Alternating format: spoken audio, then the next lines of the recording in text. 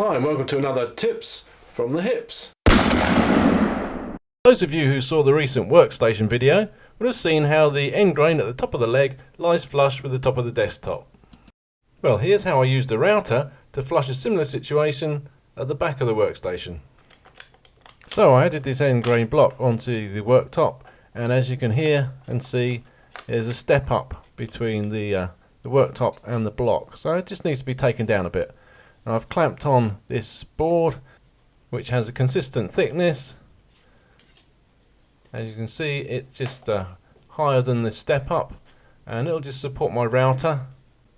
Now if I set the cutter to the depth that just about reaches the work surface that I want, I can hang it over the edge and take away all the excess material.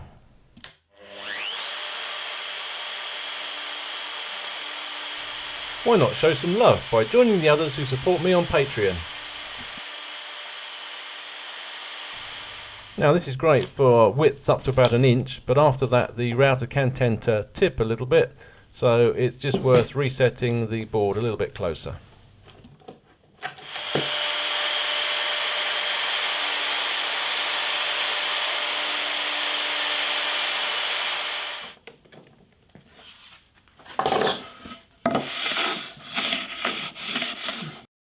For woodworking tips from the hips and much more, subscribe now. And if you share this video, I'll send you some positive woodworking vibes.